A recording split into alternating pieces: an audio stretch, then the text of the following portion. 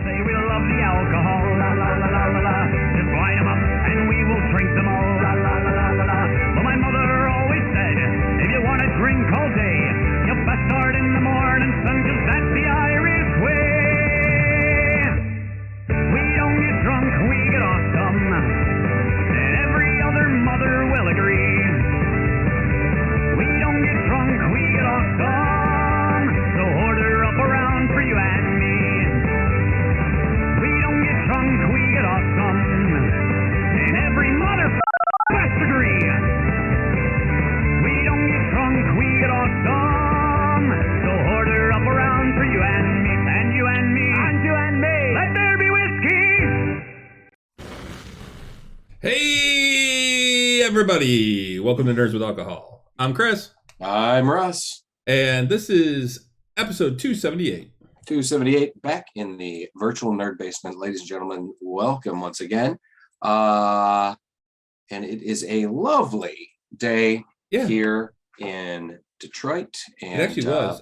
thankfully, I'm really bummed. I've got this nice window right here by where where I do my stuff, where my desk is. And I love having it open, and I have it open while I'm working from home, and it's beautiful. Except that in the when we do our show, I got to close it because I don't, you guys don't need to be hearing the dogs behind us and stuff like that. And, right. So I close it up, and I lose all that fresh air, and it's just such a beautiful night with a nice breeze coming in. Yeah. Well, hey everybody. Nice. CD, Wings Coop, Andy Don. Hey, how's it going, guys?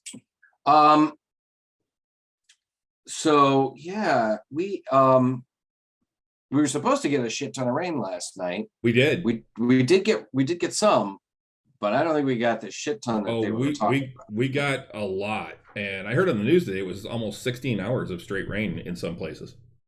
Yeah, but not like in the Detroit proper.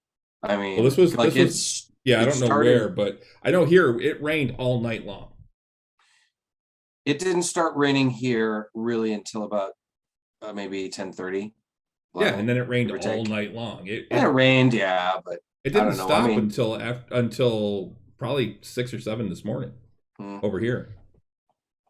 So, yeah, but they were saying we were supposed to get 2 inches of rain, which is a lot of fucking rain. And I don't know. I just the way they talked it up, that it was going to be like the wrath of the Almighty, and I'm just like, nah. Oh, see, I never heard that. I just heard some rain.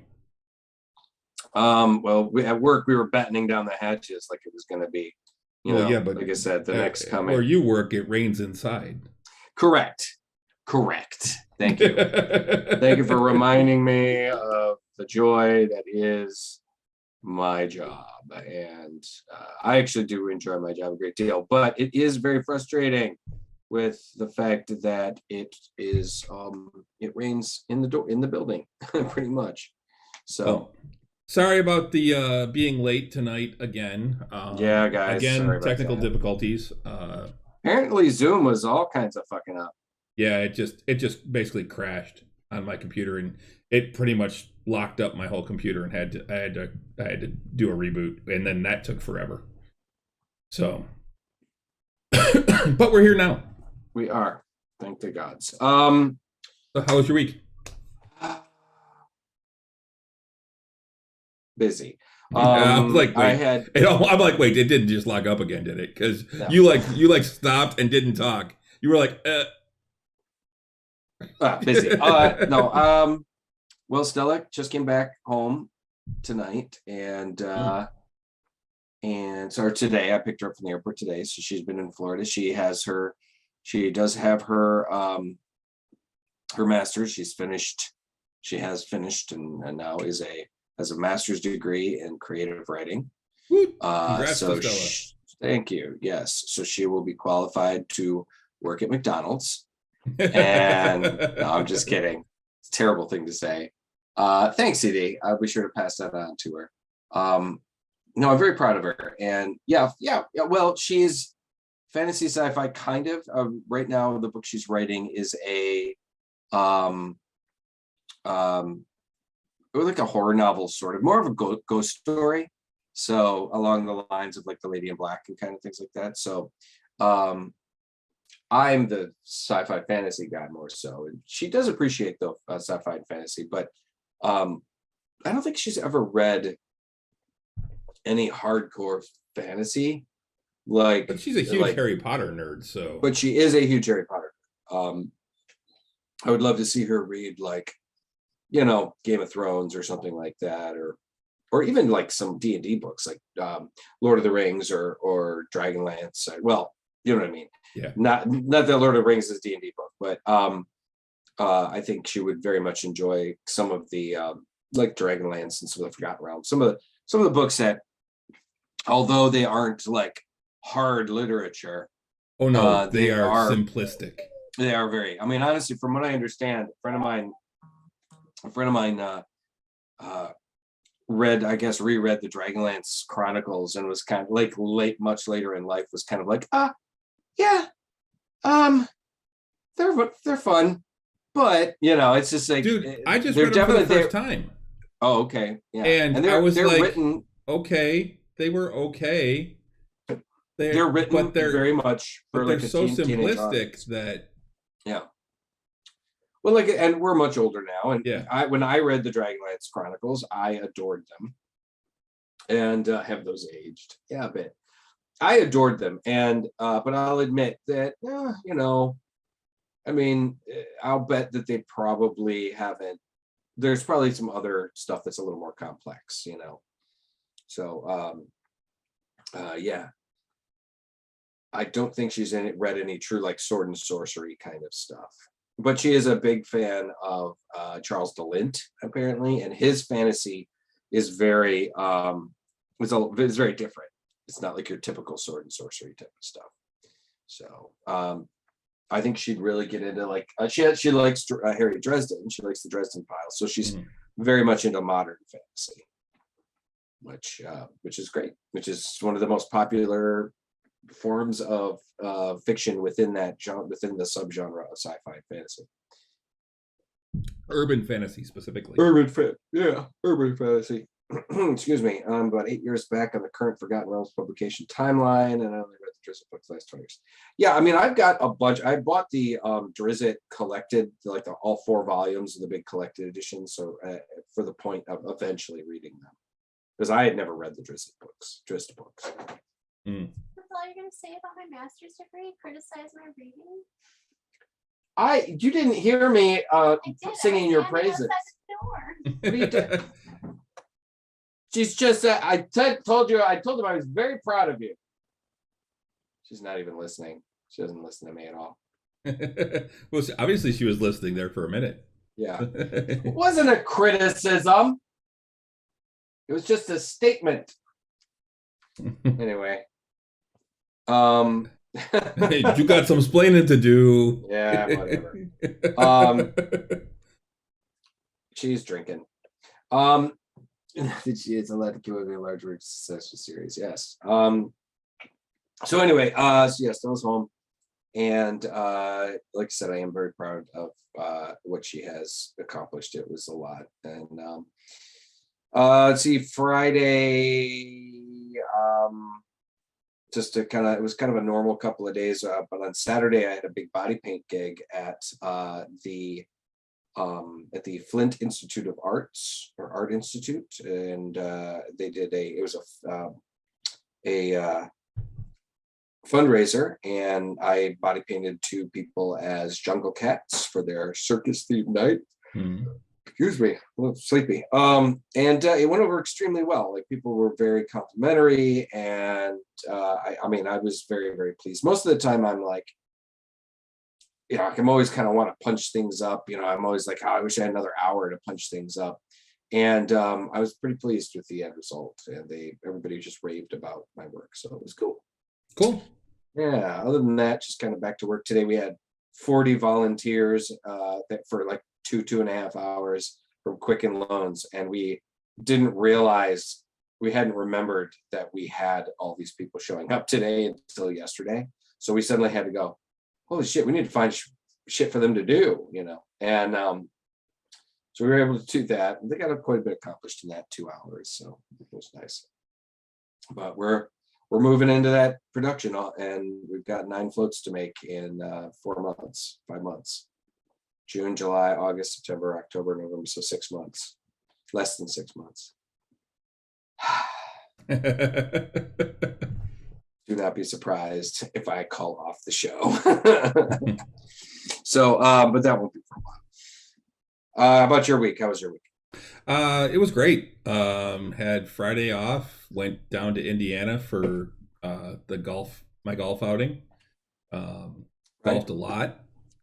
Did pretty well overall. I mean, my golfing was okay, but I was able to contribute to the teams I was on because we do a lot of scrambles and stuff. And I was actually the number 2 money maker on skins, so made my money back and then some.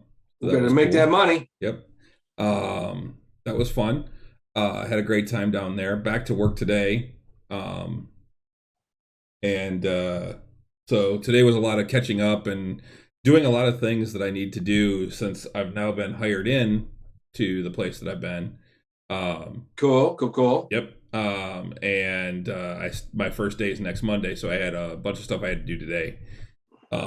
Paperwork and stuff like that to fill out and get other things taken care of. So I mean, that was most of my weekend was that. Well, already. And that was most of my week, was getting ready for golf and then golfing. And it was an absolutely beautiful weekend for golf. It was a nice weekend.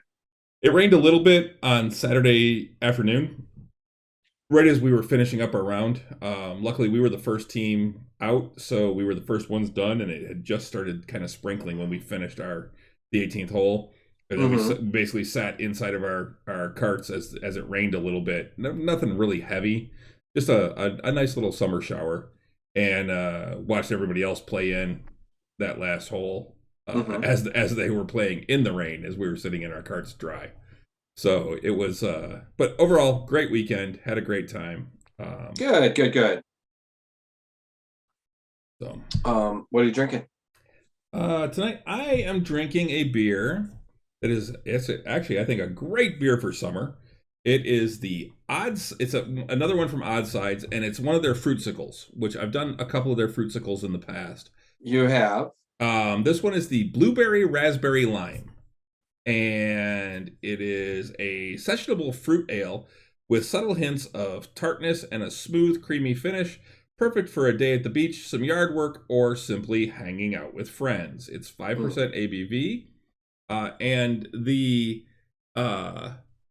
can has bomb pops on it. Oh yeah, I've seen that at the store. And I thought I was picking up the seltzer, actually, because they actually did a bomb pop seltzer last year that was actually really fucking good. I'm not a seltzer guy, but I actually I tried that one and was like, holy shit, this is really good. I didn't realize this was actually the Fruitsicle beer when I picked it up, but I did get it. It is a kind of a pinkish color when you look at it. Very cloudy. It has a lot of fruit aroma, as you would expect in a fruit. This actually is a sour, so a lot of fruit aroma. I'm gonna take another sip here.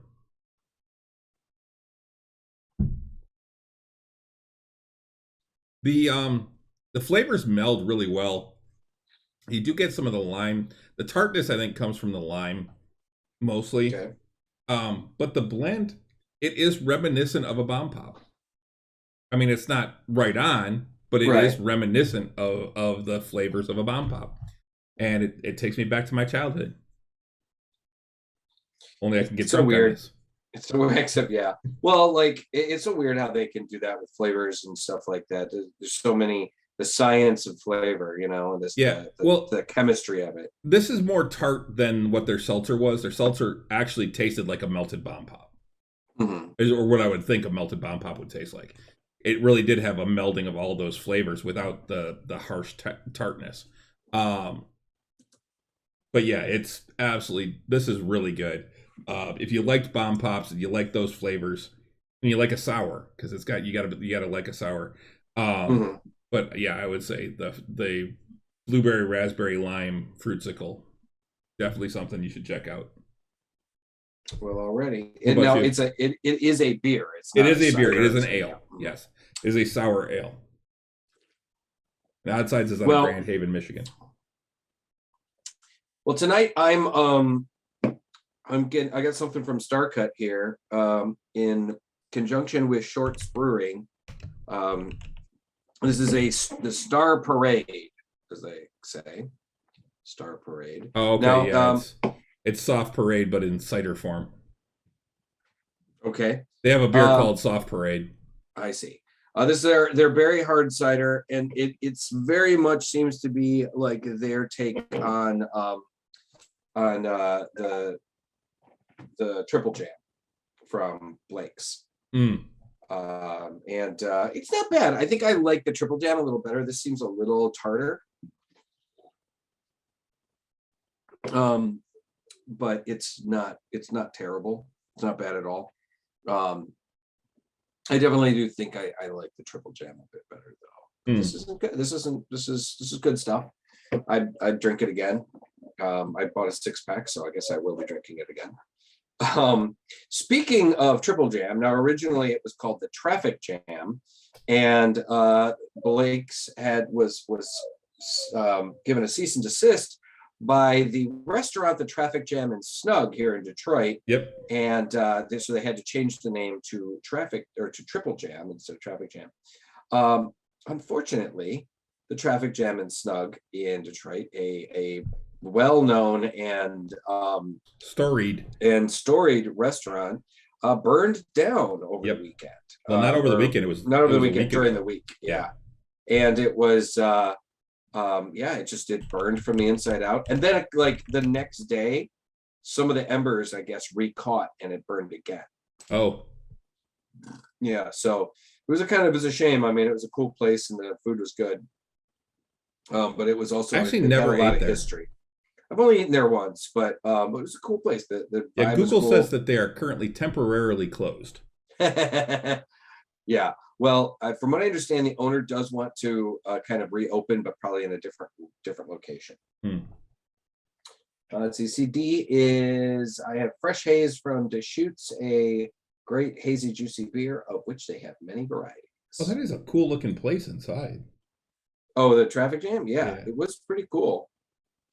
So, and unfortunately, like I knew some people that had worked there, and I mean, it was kind of, I don't know, like I said, it was this kind of cool place to get a drink and have something to eat. It was just it had a lot of character.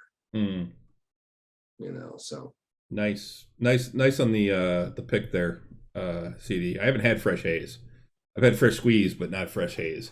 And Renee is drinking white wine, obviously.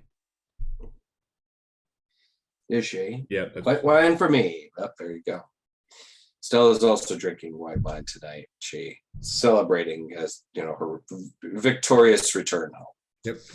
So and that's a huge accomplishment too. I mean, it is. I mean, getting a master's degree is a lot of work. She's been working her ass off, and she was luckily enough, she was able to use the books that she has been writing as her master's, thesis presentation, whatever, so it was kind of advantageous that way for her creative writing degree. And so she's moving forward with that. Now she has to, now it's like, she's going to be looking for grants and stuff like that. So that can help, fund her writing, and can continue to work at the bookstore and work on this on editing this book and moving forward on it. So cool.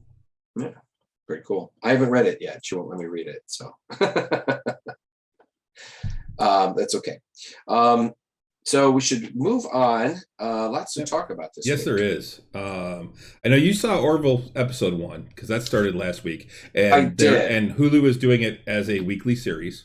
Right, they're not releasing it in a block, which I like. I have not had the chance to see it yet. So it is a longer episode. Thankfully, it is well worth the wait. I'm not going to do anything. It looks like all the episodes are actually a little longer. Like this one's an hour and 10, the next one's an hour and 1.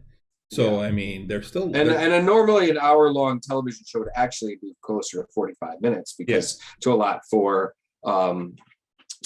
commercials, but because they're doing it on Hulu, that's not so much the case. Now, it was spectacularly. It was an excellent episode. You said you're going to do it without spoilers. I don't know if you can, man. Stop.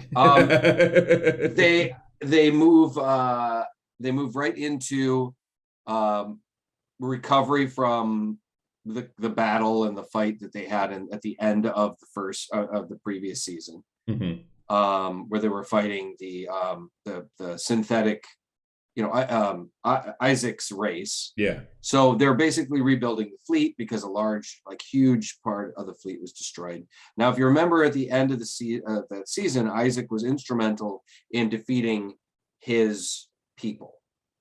I can't remember exactly what it was. I was planning on rewatching the series. I think I got to go back and watch at least a couple of the episodes because I don't remember shit. It's been what, 3 years? I believe close to it. Yeah. So I think it's been 2, maybe, I can't remember. Spoil King. Anyway, so they do move right into it. Isaac is still part of the crew. There's, of course, you're going to expect the crew to be uncomfortable with him because, his people, were responsible for a lot of death. But so they deal with a lot with December 30th, 2018 is when it premiered. Was when it premiered. The show premiered. Second season premiered. Oh, the second season. Oh yeah, so it has been quite a while. It's been 3 years. Man, it doesn't feel like it, huh? It does look a lot. It does look like they spent more time and money on the sets and on the special effects. It is gorgeous. We also see some more of the character that was voiced by what's his name? The Blob character. Yeah. Was voiced by Norm Macdonald, which apparently was one of the late Norm Macdonald. The late Norm Macdonald. Apparently, the work that he did, the voiceover work that he did on this show, is some of the last stuff he did before he passed away. And so we see a little bit more of that character. It was kind of cool because the character actually does go into a space, like an environmental suit, to go out on the outer deck of the hull of the ship, essentially. And then when he exits out of the environmental suit, he just kind of goes out of it, so he's in like a bipedal humanoid form when he's in this shape, and it was just kind of funny. So I don't want to spoil too much, but it is really good. We've seen there's growth of the characters, but it's just more of the same great Orville storytelling, and I'm really looking forward to this season so far. I noticed on Hulu when I looked at it today, because now that they have them all on there, if you go to look, it says season 1, season 2, New Horizons. It doesn't call it season 3. It is a completely different show. Yeah, they're essentially calling it like another, like they tried to rebrand it. It sounds like, and I hope that if it's successful enough, they actually will kind of reverse themselves about, because I've heard that they are they're done after this season. McFarlane's has pretty much said that this is it. I think they've said largely because it is so much work, and it is a lot. But I'm like, so is Star Trek. Why? Well, and that's the thing. That this is so much more work. He originally said that he was happy to go to Hulu because it meant that he could do the show the way he wanted. And now that he's doing the show the way he wants, he's like, it's too much work. I don't want to do that. Right. So we'll see. Who knows? I would love, maybe he'll leave the show or maybe somebody will, maybe he'll just kind of produce it and somebody else could continue on in this setting, because it was a really great series and great setting. And I'm really looking forward to seeing what they're going to do with it next. So, I think one of the best things I liked about the show is about how they tackle real life and like they tackle cultural issues that we have in our world, but they don't deal with it and develop it in their setting. And I just think that's fucking cool as hell, you know? Yeah. So yeah, they said this article here from Deadline says that the Orville future beyond season 3 uncertain as Seth MacFarlane and his cast focus on other projects. And it says that I hear the cast of the series was released in August when their most recent options expired. So they're not saying there won't be a 4th season, but they let everyone go. So if there is, they'll have to try and get everyone to come back. Or possibly just start afresh. You know, I mean, there's nothing saying they couldn't be like, let's move on to another ship. You know, it's another crew. You know. Well, there are no plans for season 4 of the Orville. I hear season 3 is not designed as a definitive ending of the series. Okay, so the door has been left open for MacFarlane to revisit it with a new installment when he wants to do it in the future. Mm-hmm. Or maybe they'll make a movie or something, instead. So that would be cool too. I'd be totally into in for a movie of some kind. But yeah, they're saying he's just really focused on Ted right now, the Peacock series. I can't believe they're doing a series about Ted. I can't believe it either, because I think that's. Well, I enjoyed the movie Ted. Sure. Ted 2, I haven't seen. It was funny. It was more of the same, And while I thought it was cute and all that, and it was entertaining, I think the Orville is so much better. Yeah, exactly. And definitely a better fit for TV. Well, it's intelligent. It's smart. I mean, Ted is just crass humor, honestly. Yeah. I mean, it's funny. It's funny, but it's funny in the same way as Family Guy's funny. It's crass humor, and and now the Flash Gordon thing was hilarious. God damn it, that was really funny. Just because I watched the hell out of that movie when I was a kid too. Well, sure, yeah, a lot of us did. Because Flash Gordon was cheesy as all hell, So anyway, that's guys, check out the Orville. I'm sure we'll do a more of a better review of it when Chris watches the show. Yeah, so probably next week. We can get into it. Yeah, and maybe let's try and watch the second episode. We'll do the first 2 episodes and do a good review of it for the next 2 episodes.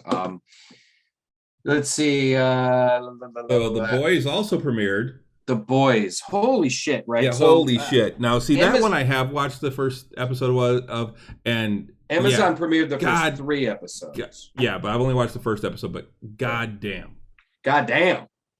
One, I think it's still a fantastic show. Oh, absolutely. And it had me in. But sorry, I'm looking at chat and I'm saying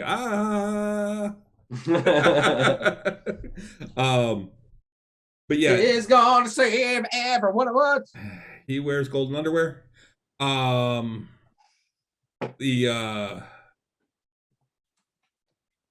Anyway, so the Boys, though, holy fuck, and I don't know how much we want to talk about it, but just the beginning, where they're surveilling a guy named Termite, who is basically like an Ant-Man type guy. Who doesn't need a suit to shrink down. He can just shrink himself down. He's got size-changing powers, and he uses them in sexual ways, shall we say. Yeah, well, at the beginning, he's having sex with a doll. Right, yeah. It's a party that he seems to be throwing, and so they're just like, and the boys obviously now at this point are... Dude! Sorry. All right, I just saw a lot of dust here. I want to. So the boys are.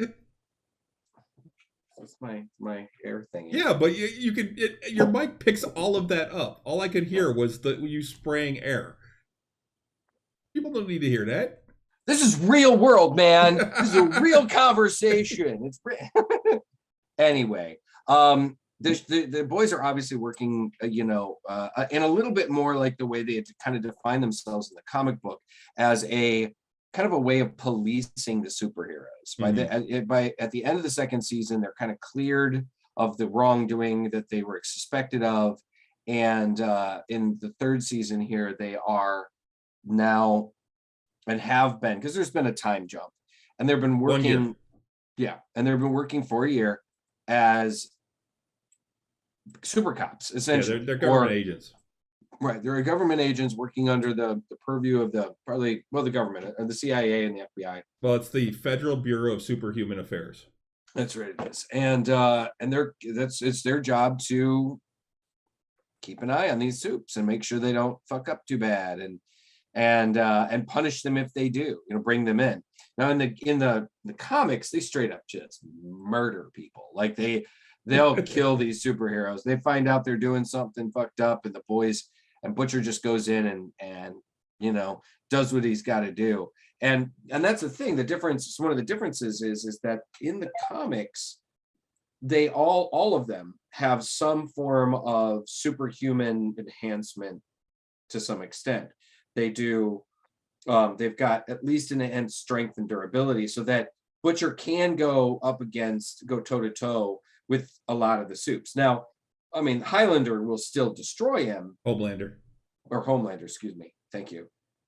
Ooh, that'd be a whole different kind of situation, wouldn't it? Homelander will would still like wipe the floor with Billy Butcher, but at least Billy won't die, like can go up against like the mid-tier guys, or the whatever, and all of them can.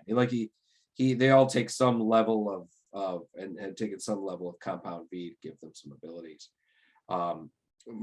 Mother's or came by it naturally and inherited it, and then the same thing with Kimiko. Kimiko, I think that's her name. Yeah. And the Frenchie was, of course, just fucking. I mean, he does have power, have that increased strength and stuff, but he's also fucking crazy. Honestly, I really do recommend checking out the comic. The comic is really great, and it's a great deconstruction of superheroes, and I mean, and very much kind of the way superheroes probably would be in our world, if they really existed. But holy shit, seeing the superheroes in these settings, seeing the things that they're doing on this show, and it just blows my fucking mind. They've established you talk about what you saw, because I don't want to spoil too much. So do we want to talk about that first scene? We can. I mean, everybody that has watched it has seen it. So yeah, I mean, it hasn't been out for even a full week yet, so that's sure. Well, we don't really. CD says let's, because he saw it.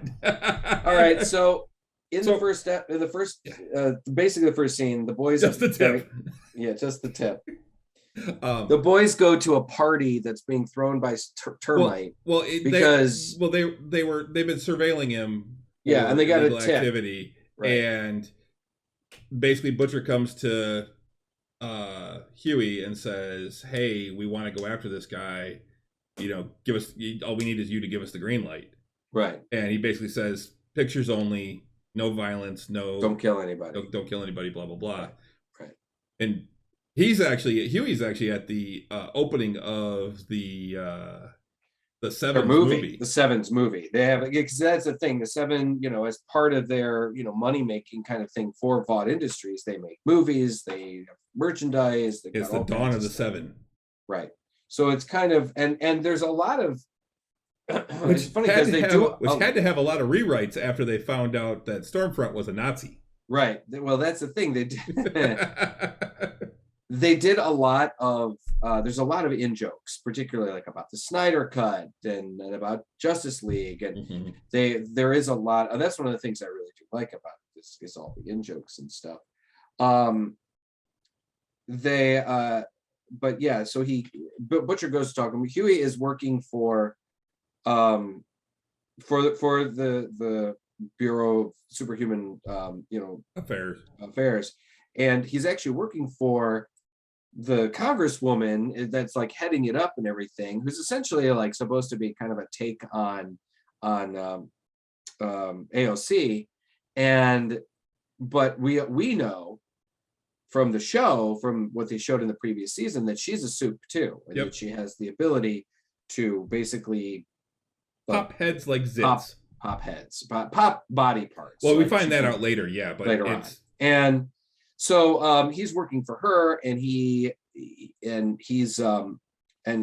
kind of her like second kind of, and he tells Billy to go ahead, because he tells Butcher to go ahead, and so Frenchie and Kimiko go to the party, and this Frenchie's guy got like a little camera on it in one of his buttons, and we see Termite is entertaining his guests, and it's like a drugged up debauchery, really. And he's in this little dollhouse, and he's fucking a Barbie doll, basically, just like and just and making everybody laugh, and anyway, and he jumps back up.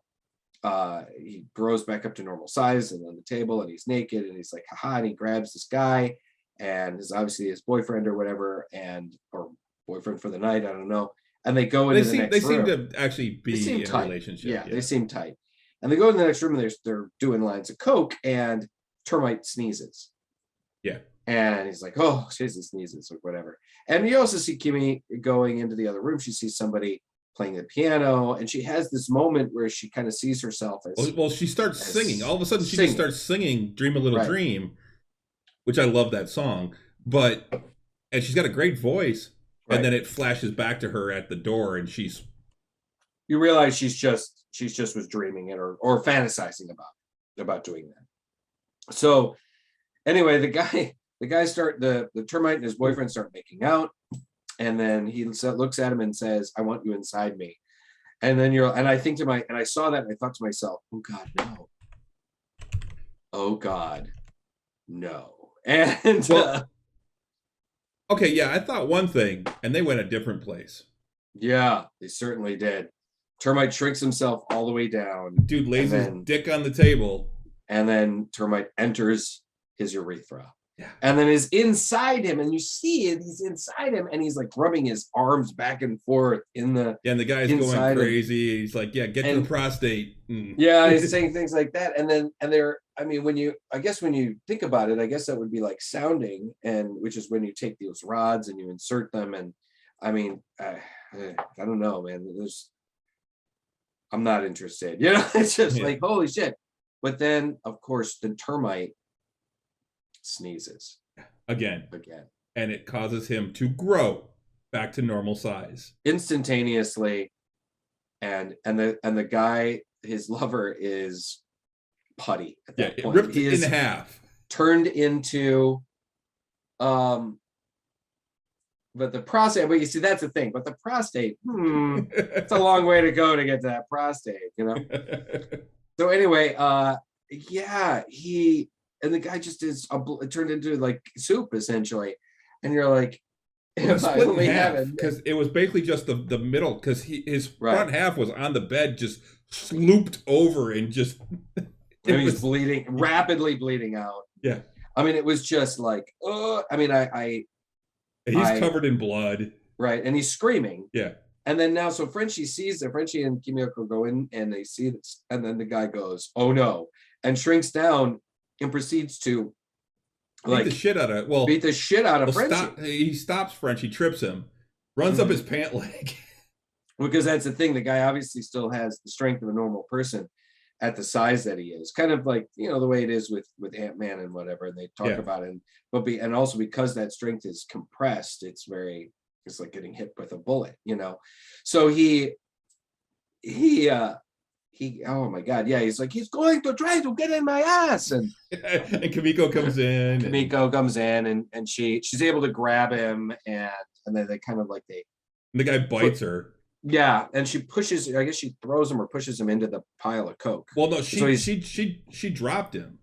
That's what it is. And he started beating her ass, and then he goes back at Frenchie and basically kind of knocks him out, and Frenchie's laying on the floor with his mouth open, and he sees it, and he just starts running, and as he leaps to go in his mouth, you see a baggie appear, and the guy jumps into it, and that's right, and he picks him up, and he seals the Ziploc baggie and just shakes it, and you can see that there's something in the baggie, And he shakes it, and he looks at him, and the guy kind of moves. You see the baggie move around. He's like, shake, shake, shake, shake, shake. And he comes over and then dumps him out, and it's just cocaine. Yeah, it's just, so he's obviously now he's OD'd on, or he's like at least at some level OD'd on coke. And so now, and Butcher's like, you can see that he's ready to like crush it. Yeah. But he goes now and walks away. He's like, calling a team. Yeah. Yeah. And so they bring him in. So you've seen that Butcher has grown as a person, and is trying not to be the shit person that he is. And I mean, I don't want to get into everything that's in the show because I want people to be able to see it, but that scene alone, I think, set the tone for what this season's going to be. I'd agree. I mean, they have said, and then when you find out later that Stormfront's still alive, right? They have said that there's going to be shit in this season that you're just going to be like, what the actual fuck, you know? They've said that Herogasm is going to be a part of the thing. Now in the comics, Herogasm is this thing where all the heroes, they fake a big crisis that we all have to go, and we have to go to this, and they're coming, and we're going to stop this invasion. And they basically tell the public that they're going to do this. And instead they all go to this like resort and basically just fuck each other for like 2 weeks. and so they're talking about that. Now they also talk about, and this is a character that that we knew was coming, that Soldier Boy is going to be introduced this season, and he is played by Jensen Ackles, who was on Supernatural. And I don't think we see any of him in this first episode. So no, you see pictures. You see pictures of him. Now the other thing, what's funny is there's actually another. He's not the only one from Supernatural coming onto the show. Oh yeah. The guy who plays Bobby in Supernatural is also on the show as the Secretary of Defense. Oh yeah, you're right. I forgot about that. Yeah. So yeah, we're I guess there's some similar producers or something like that. Or one of the producers that's on The Boys also worked on Supernatural at that time. So yeah, I saw an interview with Jensen Ackles about, he was like, yeah, I'm in. Let's do, if you ever need me to be on, if you ever got something for me to be on The Boys, let me know. And the guy was like, I think I've got something. I don't want it to be just a one-off though. I want you to be like something. Yeah. And in the first episode, you find out that Soldier Boy was part of a team that was basically a precursor to the Seven. Called Payback. Yeah. And when the Seven came on the scene, they kind of disappeared. And then Soldier Boy actually died stopping a nuclear reactor from melting down in Ohio, supposedly. Right. Payback was part of, you get more detail and stuff, but they were, I think it was more like they were kind of a rival group, and well, they said they were around before the Seven. They came first, and then the Seven came in, and then I believe at one point, like, Maeve says something to the effect of, like, the Scarlet Sorceress or whatever she was called said something about, it sent her like a bag of cat shit, a box of cat shit when they hit it, when the Seven really hit it big. Yeah, when they surpassed them in popularity. Yes. And there is an episode, there is a scene in a later episode where you see some of those characters on in a flashback scene. So it's pretty cool. But yeah, and it's I think one of the things that I really, really adore about this show is just the fact that, like I said, it's as gross as it is and as irreverent as it is. It's really an examination of character, of what a person does when given ultimate power, or being able to be, that it's just unstoppable, or has the ability to just do whatever the hell they want. And that's kind of, that's what happens with Homelander. He has, they have some stopgaps for him, but it's all psychological, and that's how they were controlling him, essentially, is psychologically fucking with this guy. That's why he's almost, for as much of a motherfucker as he is, you kind of feel bad for him, because you can see, and through the first and second season, you see that the dude was messed with by the government and by Vought, mostly by Vought, actually. Yeah. But also through the government as well, that the guy, there's no wonder he's a sociopathic mess, you know? And so you kind of feel for him on some level. I mean, there's only so much you can feel for that guy, but you do kind of feel for him because he's a God's damned monster. I'm really looking forward to seeing more. What else did you want to talk about in the episode? Well, I mean, again, there's only so much I can say. Yeah, they go into a bunch. They move the story along really well. You see the whole thing with Huey and Starlight. They're still dating, and they it are seems to be going well. Although now one of her like first boyfriend is now looking to get into the Seven. And okay, so yeah, they have an American Idol style show to try and to recruit 2 new members of the Seven because Black Noir is gone, I think, yes, and I thought Black Noir was no, there. Black Noir is still there. It's the Deep isn't there. The Deep and Translucent, is what it was, and so they're having a competition, and and her former boyfriend, who was Drummer Boy, who is now Supersonic, is trying out for the show. And it's funny because they were the Christians for Cape, Cape tour is what it was.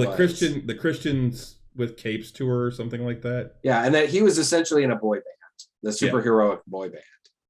And I mean, and that's what's so fucked up and genius about it. It's like, yeah, a superhero team that would also be, maybe a boy band or, things like that. I was like, my question is, when do they have the chance to do any actual crime stopping?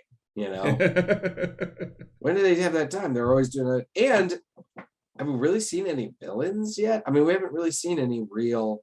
No, there's no super villains. That's because they are the super villains. Right, exactly. But they kind of touched on it a little bit in the first season about how they were trying to paint these superhumans from other countries as super terrorists or super villains. Mm-hmm. So it was one of the few times they were giving other countries Compound V so that they could create villains for their heroes to fight.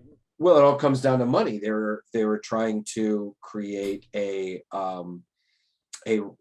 reason why the government should have soups in the army, in the military. Mm-hmm. And they're still trying to figure that out, trying to get an edge into it in this season as well. Yeah. So because they've come up with their 24-hour.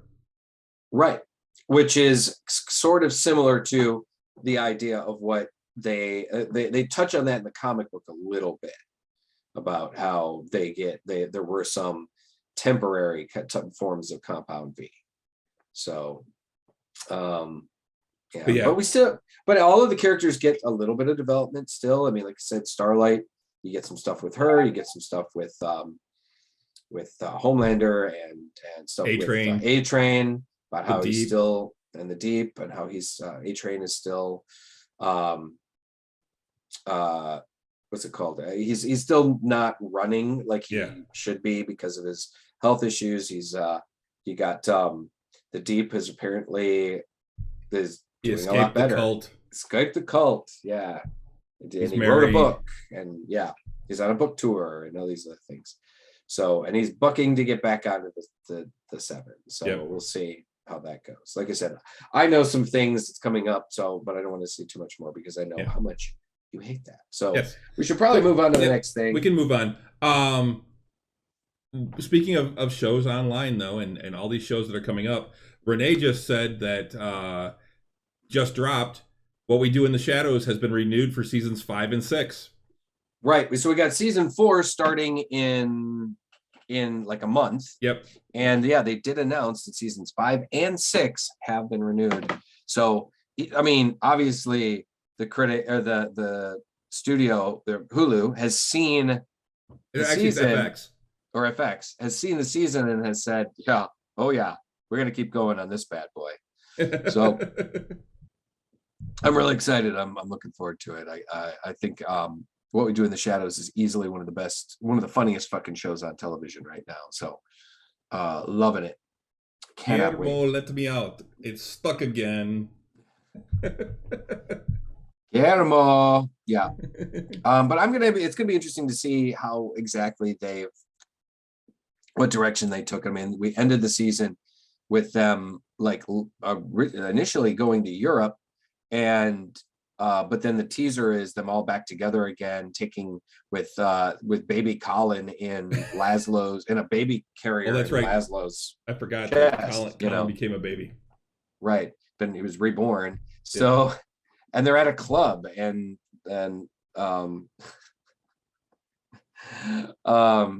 Nandor's, I'm looking for a wife. It's someone that can perchance, have that, someone I can have sex with and occasionally do some light housework, or whatever. I'm like, oh my God. It just, I'm loving it. I'm loving it. I cannot wait to see how this show continues on. Yeah. And then Westworld season 4 is going to drop in just a couple weeks. I totally forgot about that one when we've been talking about all these other shows that are coming up this month. That comes out June 26th, I believe, on HBO. And now we're out in the real world still, and we're going to see what happens. Absolutely. But the big one that I saw today, the trailer I think just dropped with the date announcement yesterday, is Sandman on Netflix. Right. Now it's a show based on the titular work of by Neil Gaiman, and it's considered some of the best non-superheroic comic book writing to come out of the industry in decades. It's a classic.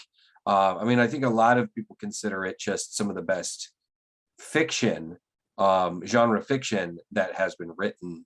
It's not even considered, Vertigo, right? It was Vertigo title. Actually, I think it might have been originally its own thing, and then Vertigo was basically built around it. Okay. And I mean, there's a lot of people that would consider it like just good writing, besides it being a graphic novel. It's really, really good. Now, me personally, I've always been more of a Tights and Flights guy, so I have read some of the Sandman, but like I said, it was always a little more like, okay, I dig this, but I'm really more of a comic guy or a superhero guy. That being said, I am very much looking forward to seeing this. I love Neil Gaiman's writing, and yeah, I'm really looking forward to it. I think it's going to be amazing. I am too. It looks fantastic. Super, super cool. Mm-hmm. Absolutely. Interestingly enough, the character of John Constantine came from the Sandman initially, or from Vertigo, and from that, it was from Sandman, if I remember correctly. The original time he showed up, he might have actually, his first appearance might have been in Swamp Thing, and then Swamp Thing was some of the characters from Swamp Thing and Alan Moore were then used by Neil Gaiman when he created, the stories and stuff. And TV's Lucifer came from that same thing. Correct, as well. Now, interestingly enough, in the show, John Constantine is Joanna Constantine, or Jonna Constantine. They're using they've done a gender swap on this character, so it should be interesting to see how that fares now. And I think it's probably a good idea that they did this, because the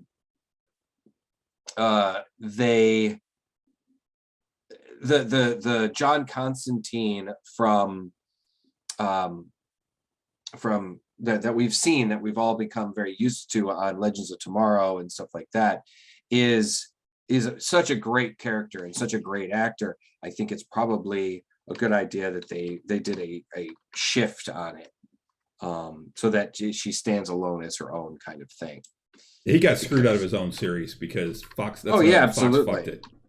But I was really glad that they did bring the character and the actor on over to Legends of Tomorrow, because that was really great. So so I'm looking forward to. I think this is going to be really fucking cool, man. Damn. What? The Sandman box set, or the Sandman omnibus, there's 3 of them. They're hardcovers. Oh, sure. Volume 1 is $159 on Amazon. How much? $159. Volume 2 is 76, and volume 2 is 90, and volume 2 is 76, or volume 3 is 76. Well, I mean, so you're looking at over $300 for all 3. Well, I mean, it's considered like, you know, a seminal kind of thing for comic book readers and everything else. I mean, it really is something else. So I highly recommend it. Yeah, I've never read it. It's always been on my list, but I never actually got to read it. I like I said, I'd like to. I haven't in a very long time. I haven't. Like, if I remember correctly, I don't think I read the whole thing because, like I said, it's not as much my kind of thing. Mm-hmm. But I did enjoy it what I did read of it. So. And along with that, Doctor Strange and the Multiverse of Madness is coming to Disney Plus later this month. I think it's the 22nd. Right. I am actually really looking forward to seeing that again. Mm-hmm. I would have liked to have seen it in the theater again, but I just never didn't get around to it. Yes, we are nerds. Avenging Pineapple. What's that? Avenging Pineapple is the nerds. You guys are nerds. Thanks for pointing that out, Pineapple. Thank you, Captain Obvious. Correct. That, I mean, it's the name of the show, buddy.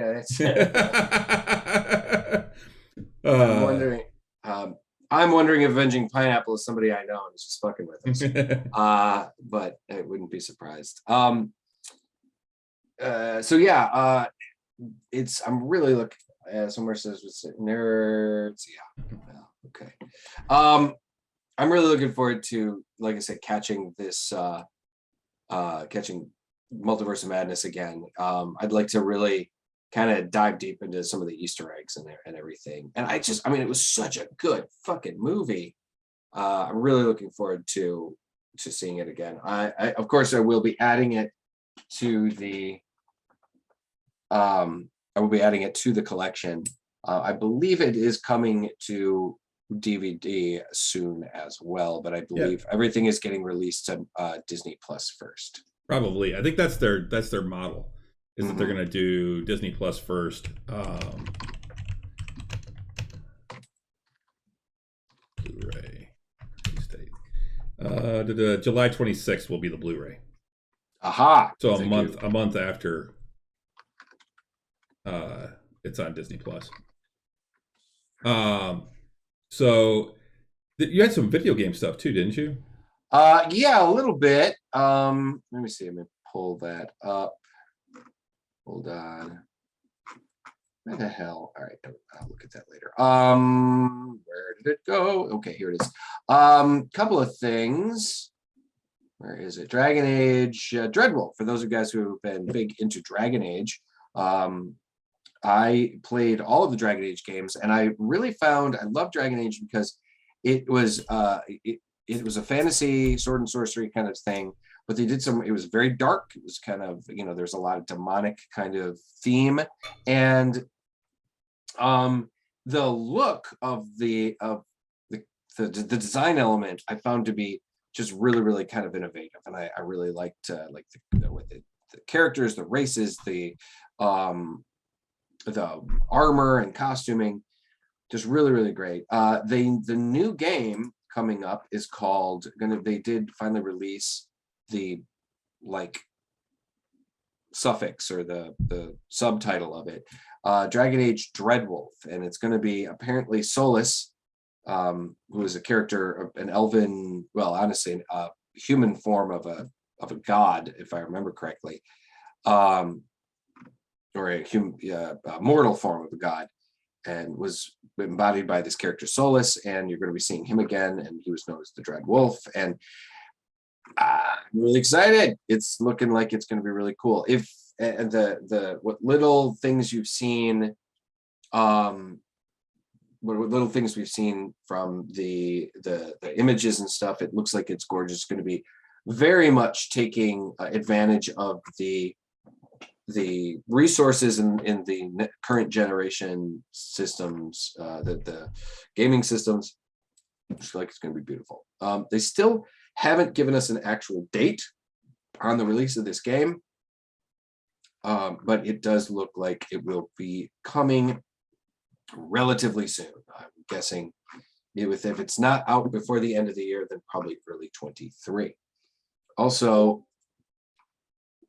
I read today, did I read it or did they mention it? I'm trying to see here.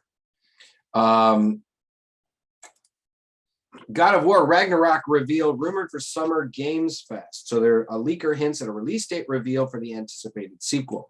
People have been chomping at the bit for the sequel to God of War, known as Ragnarok. So yeah, leaker has hinted at God of War Ragnarok's release date finally being unveiled later this week at the Summer Games Fest. Earlier today, on the 7th, June 7th, reputable leaker and entertainment media data analyst Millie Amand published the tweet seen below. Let's see what the tweet is. The leaker appears to be hinting at a God of War Ragnarok showing up at the Summer Games Fest event later this week, potentially even with a release date reveal on the cards for the forthcoming showcase. If you're thinking the chances of PlayStation heading off a big AAA reveal to a third-party showcase are slim, you'd be surprisingly mistaken. Last year at the Gamescom opening night live showcase in August, Guerrilla revealed the Horizon Forbidden West release date of February 18th, 22, delaying the game out of launching later that year in 21. So we could see a big reveal coming up later on at this event, the Summer Games Fest. So cool. I am looking forward to that. I mean, God of War was such a fucking good game. It was amazingly good, and I enjoyed the hell out of it. So yeah, I'm really looking forward to seeing where they go with that, and the storyline is just incredible. So starting tomorrow, moving on, we have a new show that we're gonna have to make time for. Yes, Ms. Marvel. Holy shitballs! Yeah. So we have, on top of Obi-Wan Kenobi, we also have the new Marvel show, Ms. Marvel, starting next week. Now, the reviews praise a strong debut with shades of Spider-Man into the Spider-Verse. So apparently the initial reviews have been very positive. They are saying, I think it's 9 episodes coming. Mm-hmm. We're looking at, it says, let's see. I'm not going to read all of these. I'm just kind of glance. Here's a short one. The Hollywood Reporter. Vellani is all youthful verve and irresistible moxie, as believable, playing the clumsy nerd slinking unnoticed through high school hallways as she is manifesting the cool, confident super being Kamala daydreams of becoming.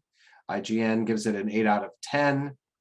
Ms. Marvel is another piece in the expanding MCU. It definitely looks like it's targeted at a younger audience with like correct. Very kind of, it's almost kind of reminiscent of the old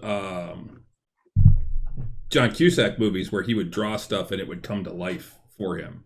And It's kind of the same thing there. You see her drawing stuff and then all of a sudden it like comes to life, and it's the way she sees it. It's in her imagination and stuff. From what I understand, they've made some pretty substantial changes to her origin. She's not an Inhuman anymore. In the comics, she is an Inhuman that was exposed to the Terrigen mists, and she was a normal kid.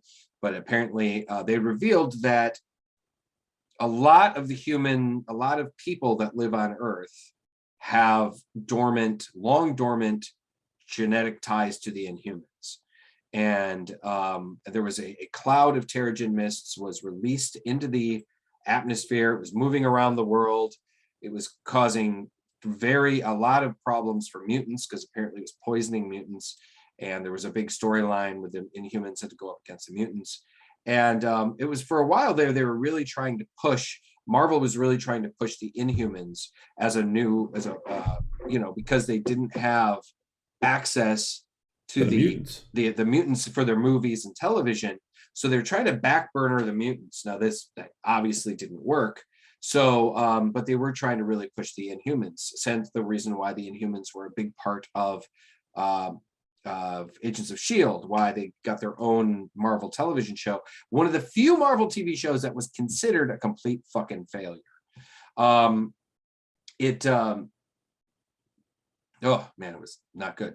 So anyway, they Kamala Khan, or Ms. Marvel, was one of the characters that really shined out of that. And on top of it, because not only was she a really cool character, but she was also one of the first Muslim American Pakistani characters, she was a Muslim American Pakistani teenage female character. She was like, she hit 5 big fucking things. So all the things that piss off the Republicans. All the things. And but she was extremely popular. So her power set, though, she's a metamorph. She can transform her body, change. She usually grows, or she stretches her arms and legs out. She's a major character in the Avengers video game too that came out. She's actually like kind of the main character, because the story is pretty much told through her eyes. And even though there are problems with that game, like with all the microtransactions, the fact that it's somewhat repetitive, the story is really good.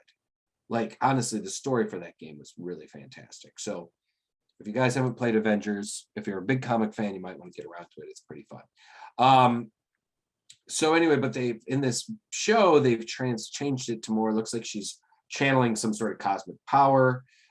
Instead of her, her shooting off her fist in a stretching, or her arm stretching and her fist getting really big and her punching it, she creates like an energy field or something that looks like her fist, and it shoots off. So I don't know how they're going to manipulate that or whatever, but I'm still excited for it. I think it's going to be, I mean, as much as I like that, seeing that power set and seeing her do things like her embiggening, like one of the things that she would do is she would grow to a larger size, and she called it, it's called, I'm embiggening or embiggen, and she would like step on somebody.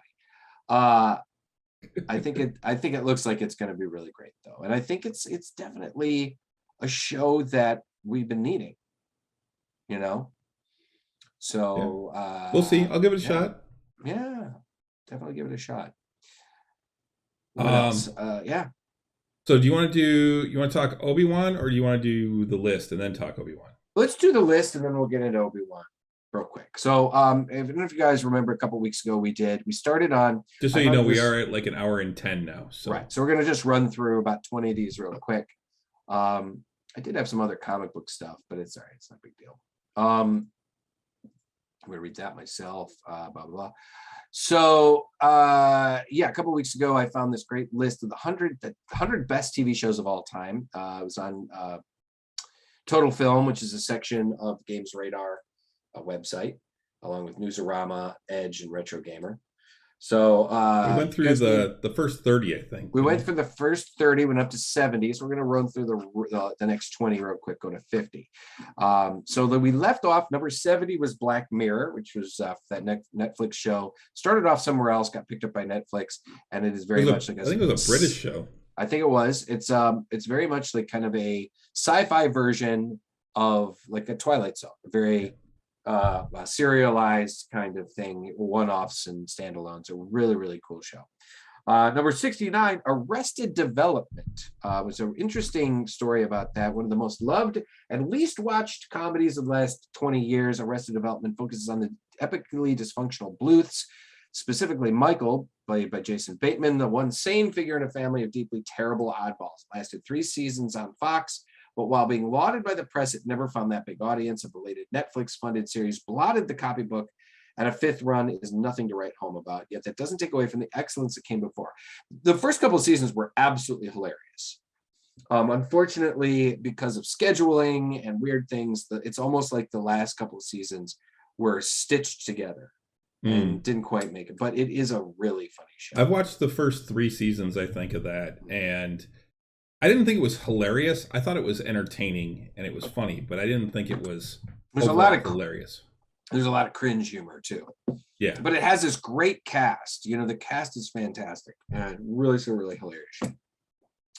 Number 68 was Columbo from 68 to 03. Okay. That show ran for a long time. Now, it didn't run that whole time consecutively. It ran for a while as a show, but then it was a detective show, obviously, in the late 60s and into the 70s. And then they would do TV movies. Columbo did TV movies with starring Peter Falk. It was probably his most famous role was Columbo. Columbo remains popular because of its disarmingly down-to-earth lead character played by Peter Falk. The inverted whodunit format came to be a hallmark for the series, where the viewer knows from the start who committed the crime.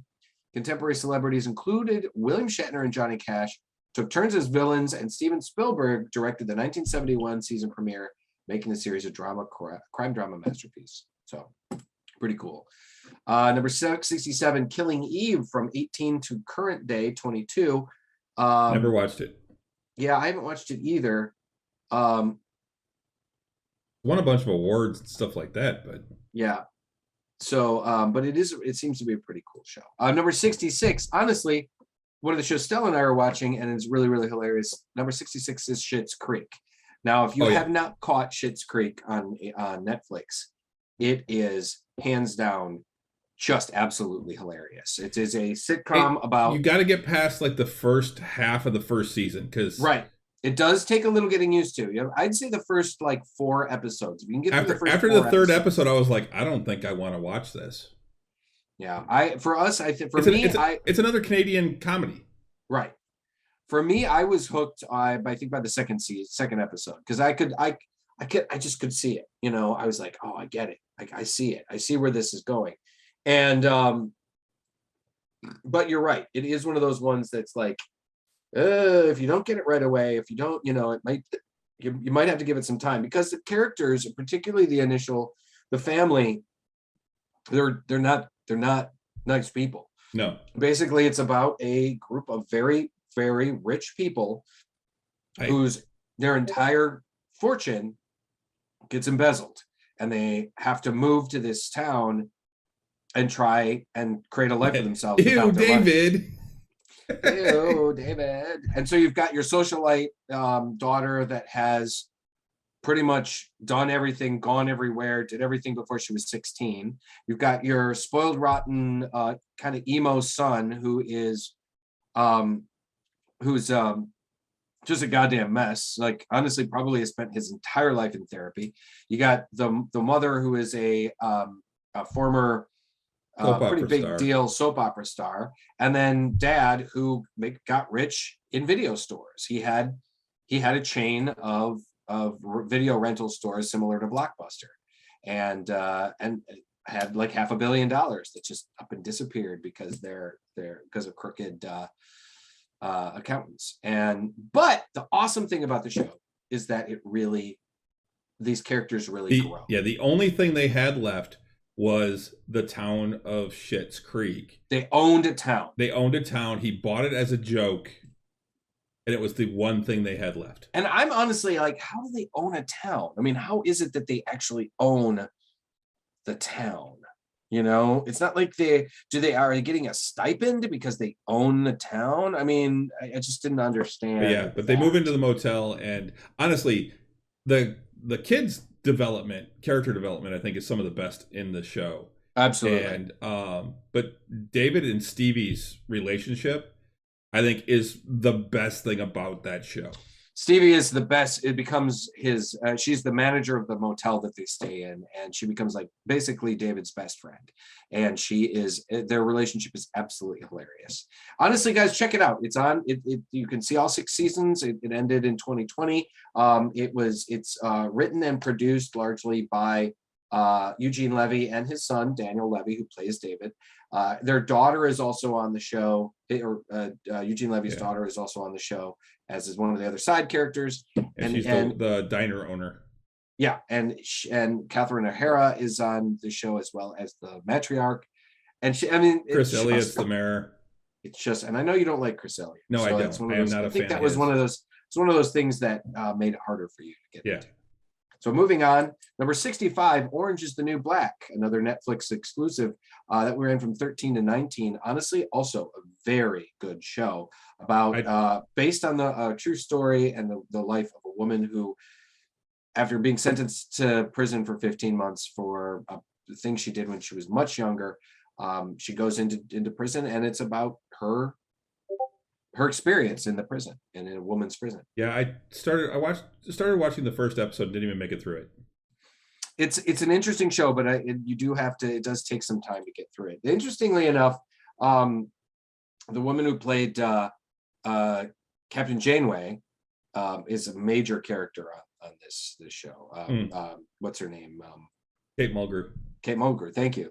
And she plays a major character on the show, and it's really great. And not to Tatiana Maslany, I'm thinking she just hosted SNL like not last week, but the week before. She was on Russian Doll. Oh, Natasha Lyonne. Natasha Lyonne is also on the show. She's awesome, but Natasha Lyonne is also one of those actresses that tends to play herself a lot. So, and she pretty much does. It's a good show, but it's heavy, and it's also got some humor to it. It's a great dramedy. It was produced by the same people that put together Weeds, so it's got the show Weeds, which I did watch but I never finish the last season. But oh man, it's a good ending. So number 64, we have Life on Mars.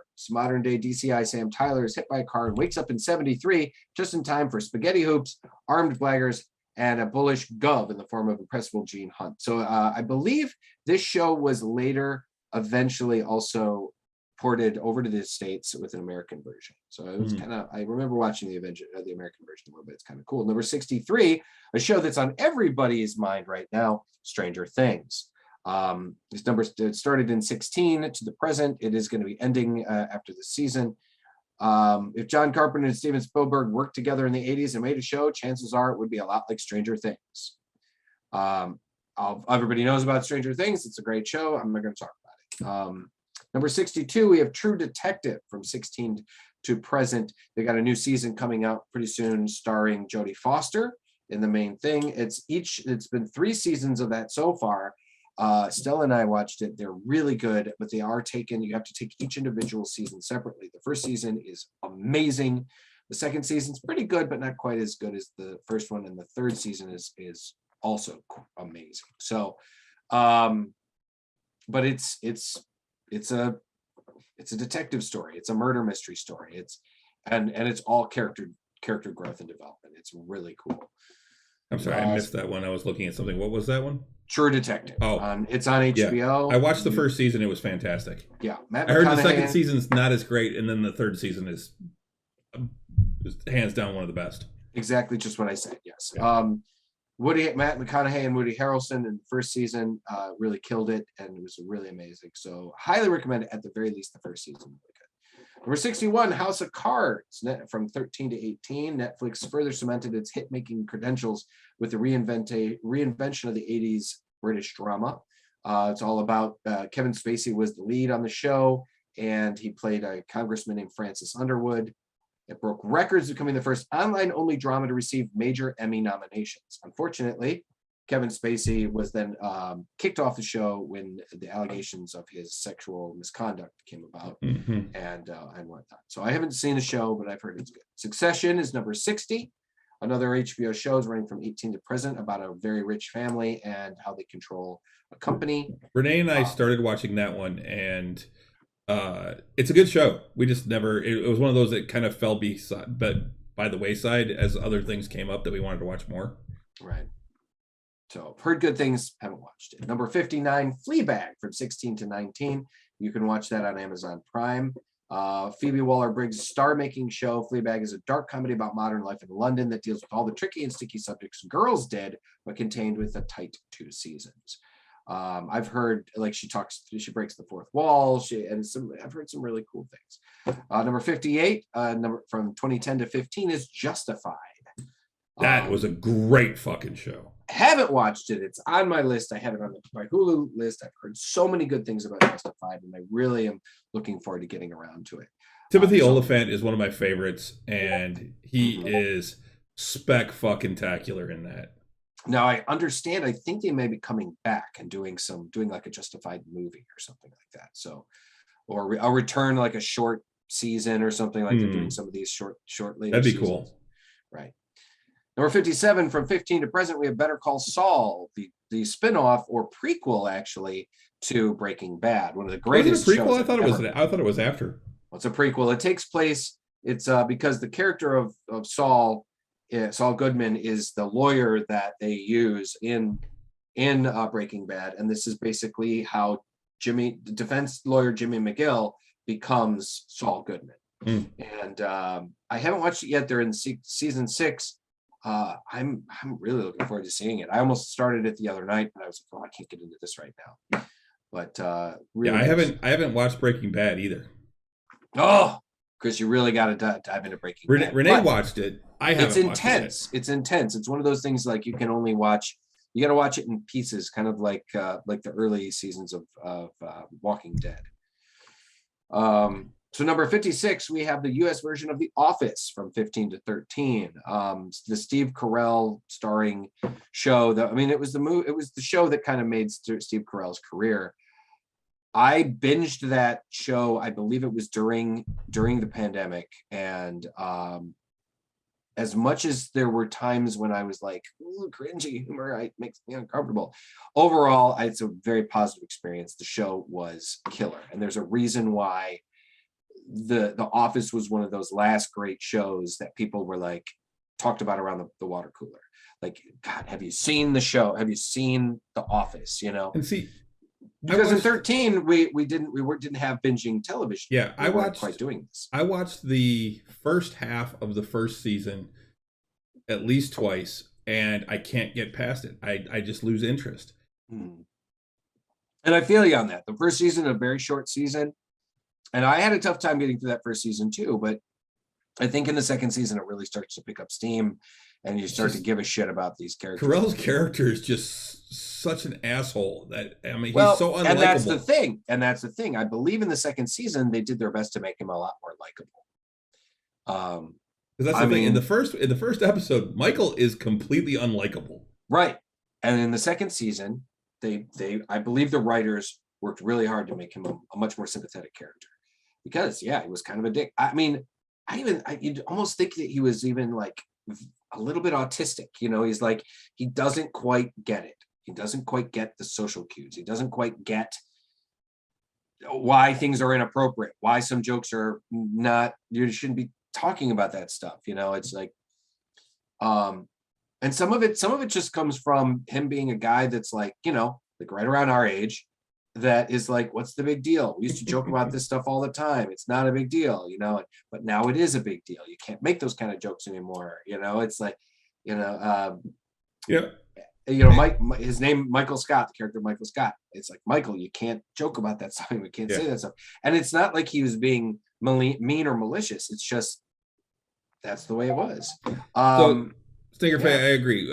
I've worked in the corporate world while watching it on TV, although I can still watch Office Space every time that I get the chance. Right. And that was the thing too. Yeah, I remember CD, they talking about that too, about like the British version was way cringier. Like, the characters were even more, particularly the Michael Scott character was even worse. So that was Ricky Gervais, wasn't it? It was Ricky Gervais played it. Yeah. And but yeah, and there's a lot of people that did feel like that too, that they dragged it out. They dragged out the show maybe an extra 2 seasons too long. So that's true. Office Space, they get revenge. They do. I love Office Space. Office Space is easily one of the so goddamn funny. Mike Judge, genius, fucking genius. So we're rounding out the end of what we wanted. We wanted to get to 50, and we got 50. We're at 55. So let's finish this up, and then we can talk about Obi-Wan real quick. You got 55, The Thick of It. It's another British show. This starred Peter Capaldi as Malcolm Tucker, a government spin doctor turned swearing into an art form. So I don't know what that was about. Let's see. What was it called? It's called The Thick of It. Armando Iannucci retools, minister for the aughts with these acerbic skewering of British politics. It's it must be a British show. So 54, we have the UK version of Queer as Folk, which ran from 99 to 2000. It was only like a 1-season thing. But the American version ran for several years on like Showtime, if I remember correctly. It was very much a groundbreaking show. One of the first shows of its type to deal exclusively with with gay characters and gay culture and stuff like that. So I remember watching some of it and watching a few episodes of Queer as Folk, and it was pretty good. 53, we have Alias from 01 to 06. Although later famous for Lost, rebooting Star Trek, and then Star Wars, Alias was the first outing for J.J. Abrams' production company Bad Robot. All the hallmarks of his later works are there, including great action scenes, a bold sci-fi premise, famous guest stars, high concepts, and low conspiracies. Jennifer Garner plays CIA agent Sydney Bristow, who goes undercover to infiltrate worldwide criminal organization ST6, a move which impacts on her friends and family life. It took place, I think,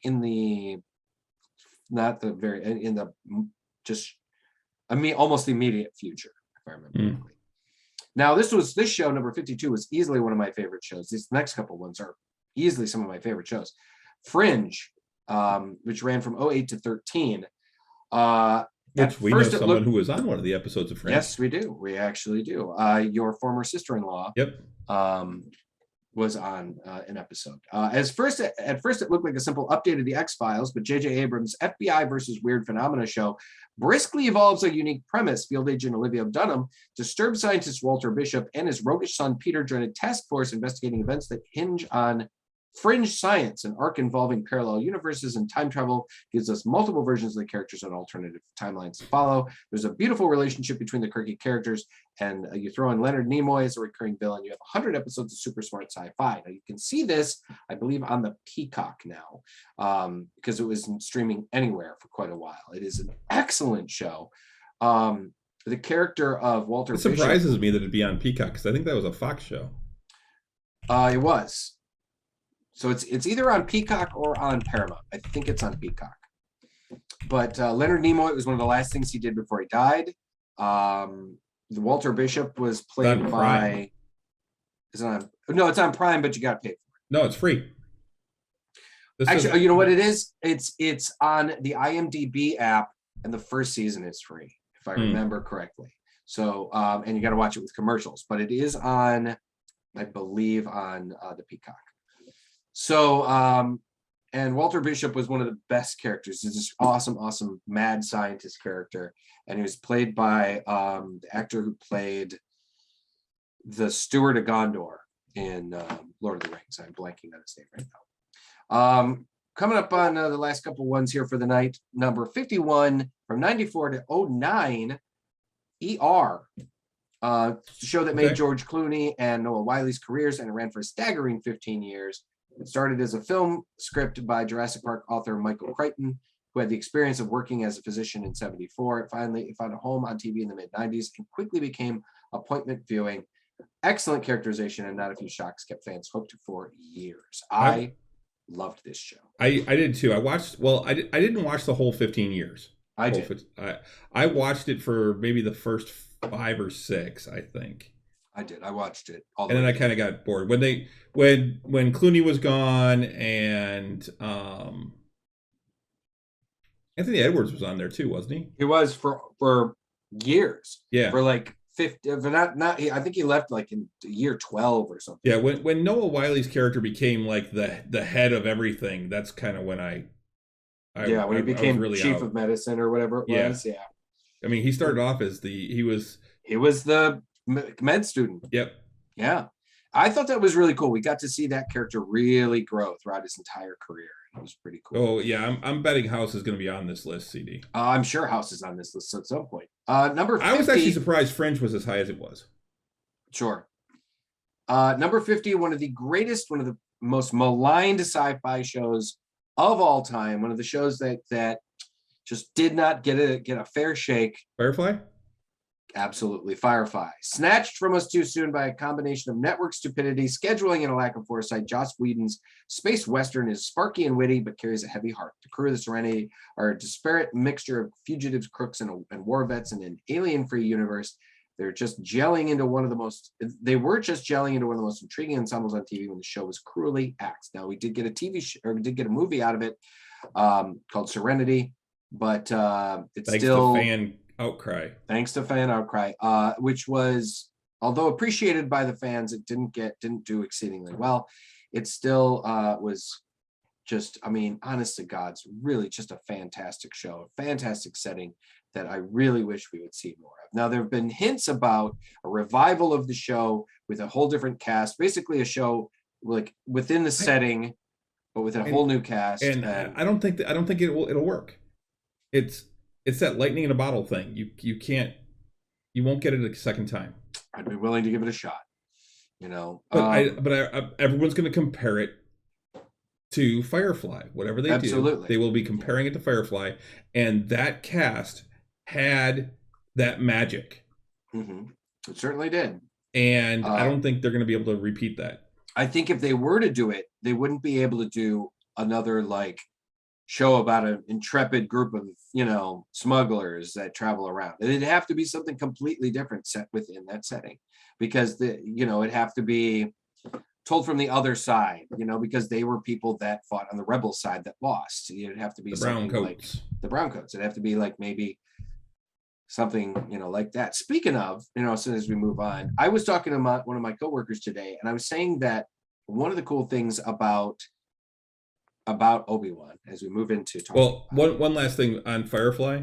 So in Mech Warrior, the group name that we have, so our company name, is, our initials are SVSC. It's the Serenity Valley Survivors Club. Oh, well, that's cool.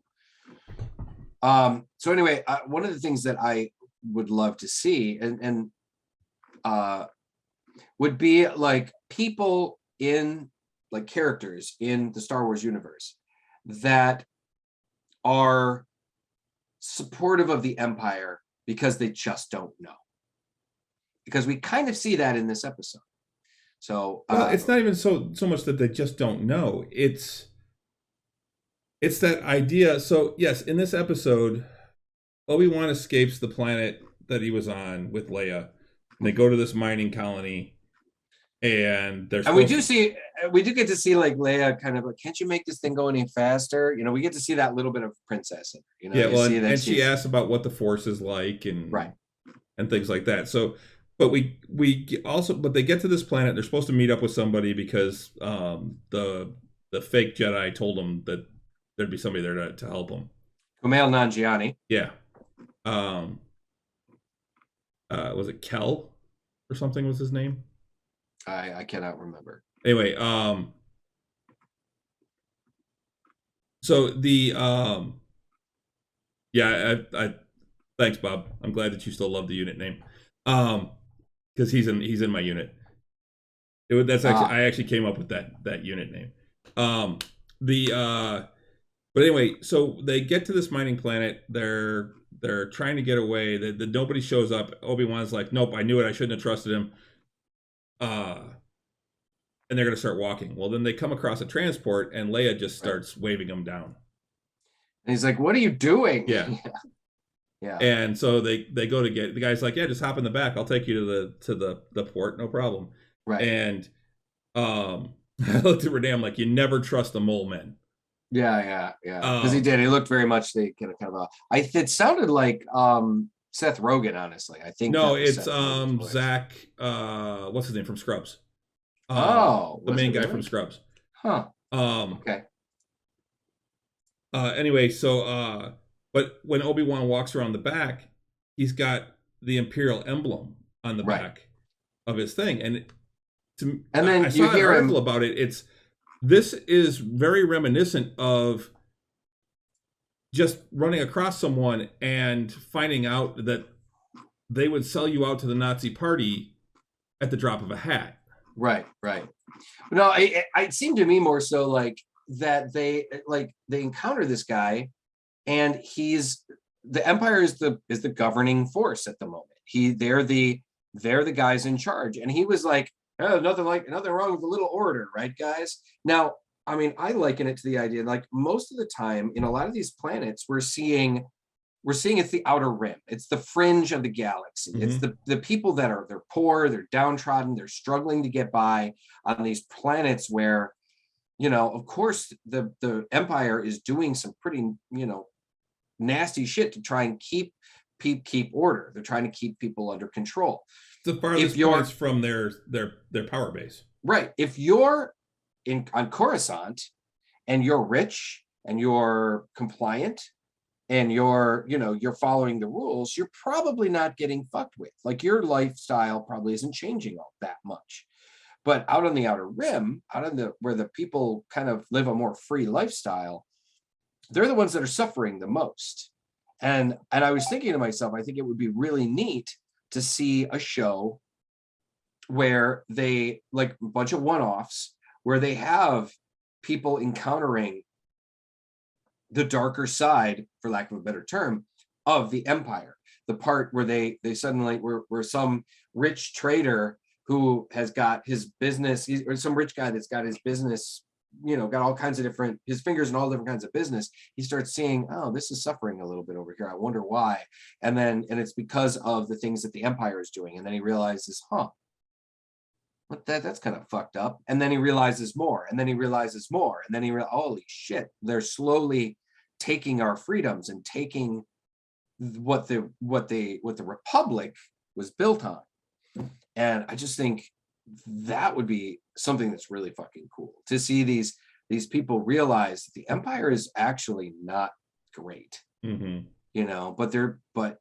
like I said, I mean, if you're kind of like, if it's kind of like those people that talked about, like, during Trump, my business thrived when Trump was in office. Okay, maybe it did, but it doesn't mean that not everybody else down the street was suffering, right? So, but anyway, to get back to the show, I just thought that would be a really cool kind of way to look at the Star Wars universe. We see him, we see Zach that alien Braff, that's his name. That was Zach Braff. You see that alien character basically kind of saying things like, yeah, I'll take you down the way. He seems friendly enough. And then they're driving along and they pick up some stormtroopers. Yep. And the stormtroopers, of course, like you do, like when you're in the job that they are, you go, so what's your story, buddy? And he and Leia craft and a pretty... Well, they had a story that she was his daughter. Right. And they expand upon it pretty well. And I was impressed about that.